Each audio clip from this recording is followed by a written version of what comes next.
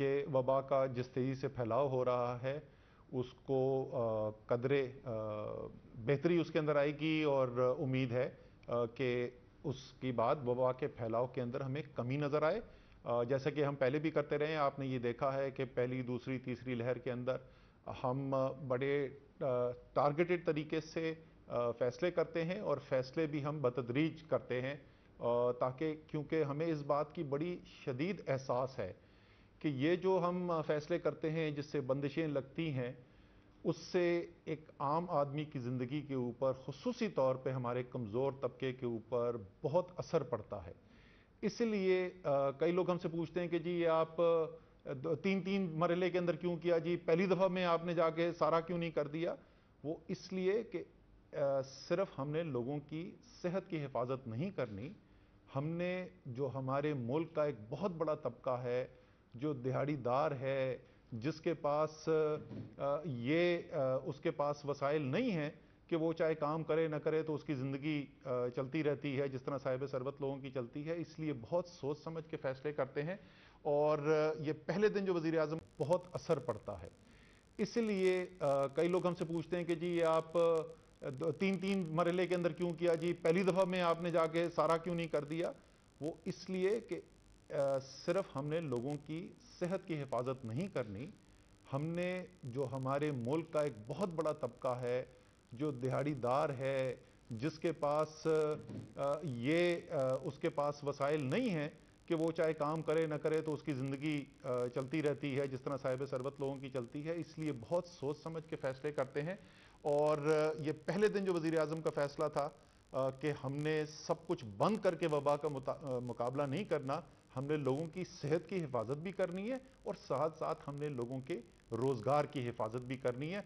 तो इसलिए वो पूरी एक स्ट्रैटेजी बनाएगी, एक हिकमत अमली बनी स्मार्ट लॉकडाउन की, और टारगेटेड जो है तरीके से हम फैसले करते रहें। इसी तर्ज अमल के ऊपर एक कामयाब पॉलिसी जो रही है, जिसने तीन पहली जो लहर हैं उसके अंदर कामयाबी से दिफा किया है, उसी को फॉलो करते हुए इस दफ़ा भी हमने कुछ फैसले किए हैं।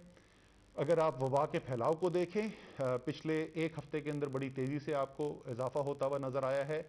हमारे जो केसेस हैं, पॉजिटिव केसेस, मस्बत केसेस जो हैं, वो भी उनकी तादाद बढ़ी है, मस्बत केसेस की शरह की तादाद भी बढ़ी है। और इसके साथ साथ हमारे हस्पतालों में जो मरीज़ आ रहे हैं उनकी तादाद में एक तेज़ी से इजाफा हुआ है। और जो मरीज़ ऑक्सीजन के ऊपर हैं हस्पताल के अंदर, वो जो शहर हैं जहाँ पर इनका इत्तलाक होगा में पिंडी, लाहौर, फैसलाबाद और मुल्तान जो हैं, ये पंजाब चार हमारे शहर हैं जी। खैबर पख्तूनख्वा में पावर और एबटाबाद हैं। कराची और हैदराबाद में पहले, इससे पहले जो सिंध हुकूमत ने नोटिफिकेशन लगाया हुआ है 8 तारीख तक वो है, लेकिन उसके बाद अगर उसके बाद वो बंदिशें कम होती हैं तो इस सतह के ऊपर जो अभी जिसका मैं ऐलान करूंगा, कम से कम यहाँ पर कराची और हैदराबाद में भी ये लागू रहेगा। इस्लामाबाद के ऊपर इनको लागू किया जा रहा है। आज़ाद कश्मीर के अंदर मुजफ्फराबाद और मीरपुर, और गिलगित बल्तिस्तान के अंदर गिलगित और स्कर्दू के शहर के अंदर इन बंदिशों को लागू किया जाएगा। ये शुरू होंगी जी 3 अगस्त से, यानी कल से इनका इतलाक होगा और 31 अगस्त तक ये चलेंगे। फैसले क्या है जी? मार्केट की टाइमिंग जो है, जो अभी 10 बजे तक इजाज़त जिनकी दी गई थी उसको वापस 8 बजे तक रहा है। एक दिन की छुट्टी थी हफ्ते के अंदर, जिसको सेफ डे भी कहते हैं, उसको बढ़ाकर दोबारा से 2 दिन हफ्ते में किया जा रहा है। कौन से 2 दिन होंगे, ये सूबे के पास हम इख्तियार छोड़ेंगे कि वो फैसला करें कि कौन से 2 दिन ये करना चाहते हैं।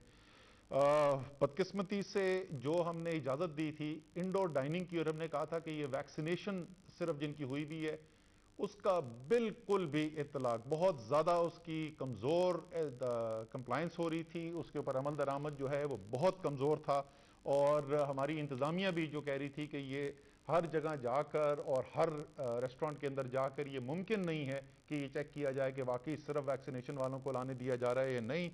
तो इसलिए इंडोर डाइनिंग जो है उसको बंद किया जा रहा है जी।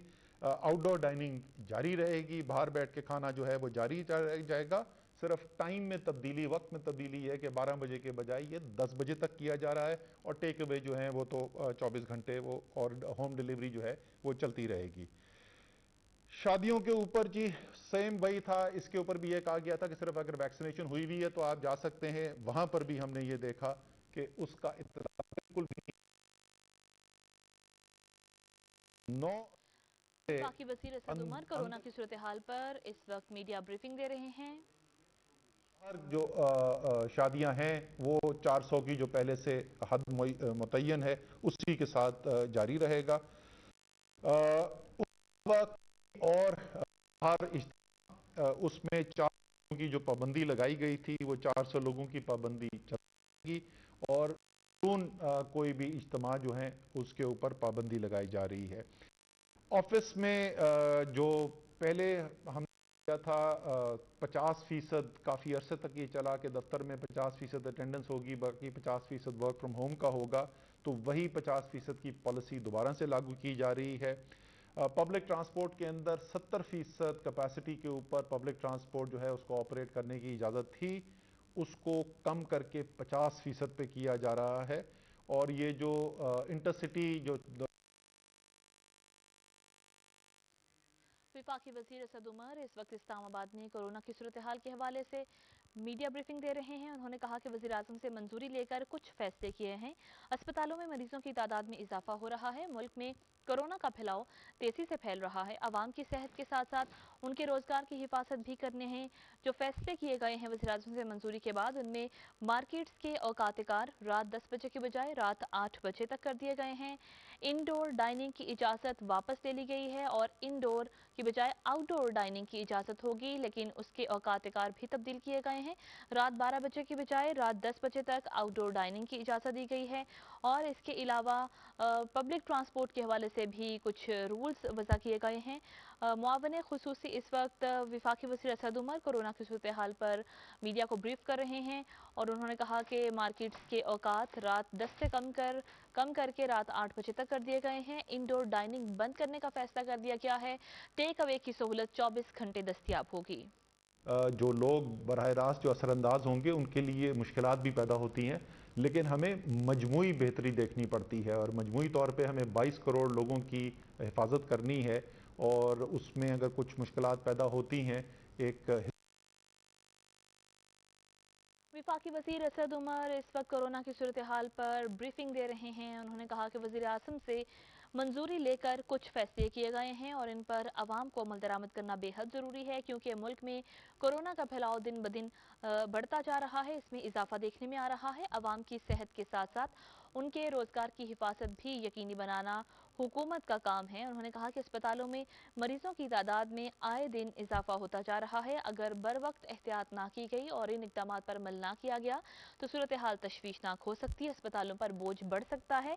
वज़ीर आज़म से मंजूरी लेकर जो फैसले किए गए हैं उनमें मार्केट्स के औकात तब्दील किए गए हैं। पहले रात 10 बजे की इजाज़त थी, जो कि 8 बजे कर दिया है। कि हमारे मुल्क के अंदर एक तादाद के अंदर वैक्सीनेशन, और ख़ास तौर पे इन बड़े शहरों के अंदर वैक्सीनेशन की तादाद बढ़ती चली जाएगी, तो उसके बाद इन पाबंदियों की ज़रूरत भी जो है वो बतदरीज कम होती जाएगी। इसलिए एक दफ़ा फिर मैं आपसे सदा करूँगा कि जल्द से जल्द आप जाकर वैक्सीन लगाएं, और मैं ये भी आपसे रिक्वेस्ट करूँगा कि जिन्होंने पहली डोज लगा ली है, एक दफ़ा वैक्सीन की खुराक लगा ली है और उनको अब दूसरी खुराक लगानी है, तो जब आपके पास मैसेज आए और जब आपकी वैक्सीन का वक्त आ जाए तो ज़रूर वक्त पर जाके, मुकर्रर वक्त पर जाके वैक्सीन ज़रूर लगवाइए। जो जितने भी आदादो शुमार हमारे पास आए हैं उससे ये नज़र आता है कि अगर आपने वैक्सीन नहीं लगाई भी तो उसकी बनिस्बत अगर आप एक डोज भी लगवाते हैं तो आपकी हिफाजत जो है वो बेहतर हो जाती है। लेकिन अगर आप के बाद दूसरी डोज लगाते हैं तो उससे मजीद और बेहतर हो जाती है। और तकरीबन डॉक्टर फैसल सुल्तान आज सुबह जो हमें मीटिंग में बता रहे थे, वो तकरीबन 3 गुना बेहतरी हो जाती है अगर आप पहली डोज लगाते हैं, और उससे मजीद 3 गुना बेहतरी हो जाती है जब आप दूसरी डोज लगाते हैं। तो वक्त के ऊपर दूसरी डोज जाके ज़रूर लगाइए। इसी के साथ हम इजाज़त लेंगे। हम सिर्फ इस बात के ऊपर कि हम आपको पता है रोज़ाना मिलते हैं, हफ्ता हो इतवार हो मीटिंग्स हमारी होती हैं, सूरत हाल को देखते रहेंगे, और अगर मज़ीद इकदामात उठाने की ज़रूरत पड़ी तो फिर वो इकदाम भी उठाए जाएंगे। बहुत बहुत शुक्रिया।